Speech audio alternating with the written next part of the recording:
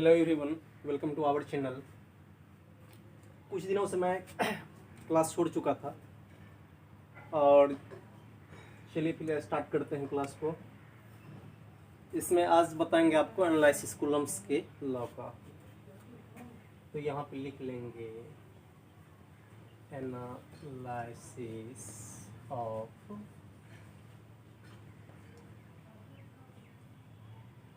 Coulomb's law, यानी coulomb के नियम का क्या चीज़, एनालिसिस। अब ये सभी जानते हैं कि कूलम्स के लॉ में ऐसा है कि इलेक्ट्रिक फोर्स ज्ञात किया जाता है और आप बराबर लिख लेते हैं 1/4πε0 Q1 Q2 बटे R स्क्वायर। बस यही है कूलम्स लॉ, ऐसा कोई नीड नहीं है। अब देखिए होता क्या क्या है इसमें, इसको हम स्टेप बाय कर लेते हैं। एक नंबर में जैसे कि आप लिखते हैं, आप जानते हैं कि आपके इक्वल्स क्या होता है 1/4πε0 Q1 Q2 बाय R पर। ये जरूरी नहीं है। यदि आपका माध्यम बदल जाए, इप्सिलॉन नॉट के बदले में प्रयोग हो जाए आपको क्या चीज, इप्सिलॉन, तब क्या होगा। माध्यम बदलने पर लिख देता है मीडियम चेंजेस, मीडियम चेंजेस, यानी आपका माध्यम बदल गया। माध्यम क्या हुआ, बदल गया। तो माध्यम बदलने पे क्या हो जाएगा, F बराबर 1/4π इप्सिलॉन नॉट के बदले में किसका प्रयोग होगा, इप्सिलॉन का प्रयोग होगा। Epsilon Q1 Q2 by R square, ये भी सूत्र होता है। ऐसा नहीं कि बोलेंगे सिर्फ यही होता है। और आप लोगों को इसका फिर एक फार्मूला भी निकाला था मैं, याद होगा आप लोगों को, इप्सिलॉन बराबर इप्सिलॉन R इप्सिलॉन नॉट। बताए थे कि नहीं बताए थे, बताए थे। इसका क्या हो जाएगा value, F equals 1/4π epsilon R epsilon not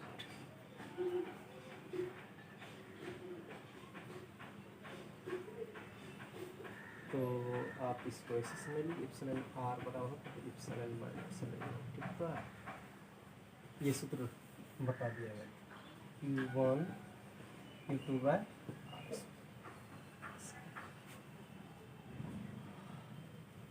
इनको नोट कीजिए, मेरा तबीयत थोड़ा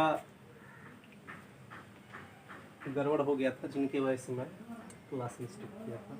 चलिए इनको नोट कीजिए वो।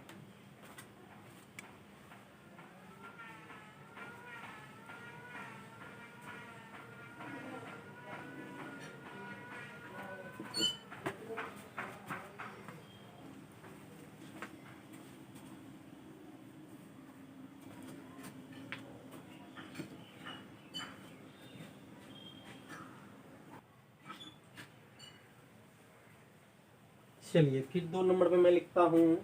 1 नंबर तो लिख चुके थे, स्टेप फर्स्ट या दूसरा स्टेप की यदि बात कर लिया जाए, या 2 नंबर ऐसे ही लिख लेते हैं। क्या लिखते हैं, जैसे कि आप जानते हैं कि F इक्वल्स होता है 1/4π epsilon naught Q1 Q2 by R square.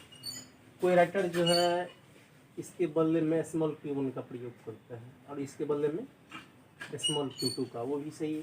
क्या हो जाएगा, F equals 1/4π epsilon naught Q1 Q2 by R square.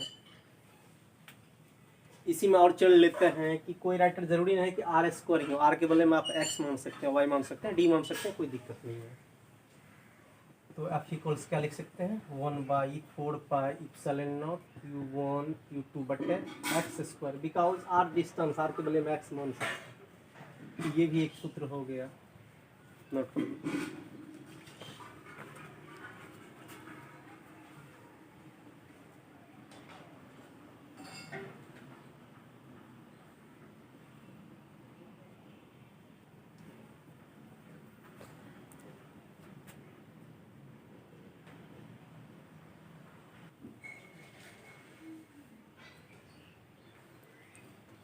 अब देखिए कोई कोई राइटर क्या है कि कूलम्स लॉ में इलेक्ट्रिक फोर्स तो नहीं लिख के वो डायरेक्ट R भी निकाल लिया जाता है, R का भी सूत्र देते हैं।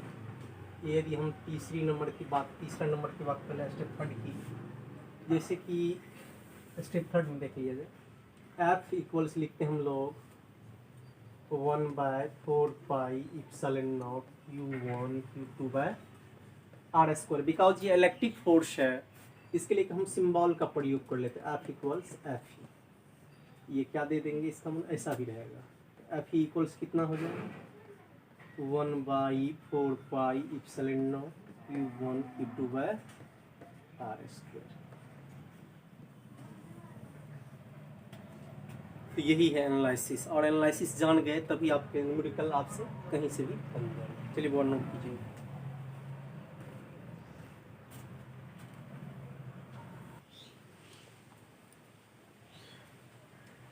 अब जो नेक्स्ट टॉपिक है उस टॉपिक का नाम है कूलम के नियम की सीमाएं, या महत्व भी लिख सकते हैं, तो कोई दिक्कत नहीं। ये आपको 2 मार्क में पूछे जाते हैं, कितने मार्क में, और ये VBI भी होता है ऑब्जेक्टिव की दृष्टि से।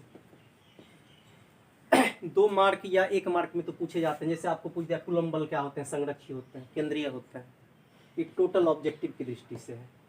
तो मैं थोड़ा सा पीछे हट के बोल देता हूँ।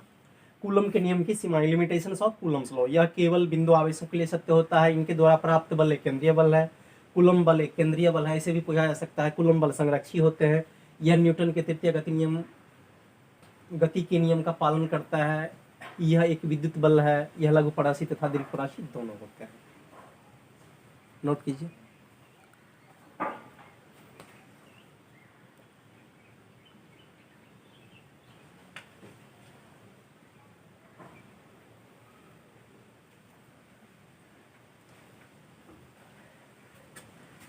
चलिए तो इस क्लास को यहीं तक रहने दीजिए, मिलते हैं नेक्स्ट वीडियो में। Thank you all of you.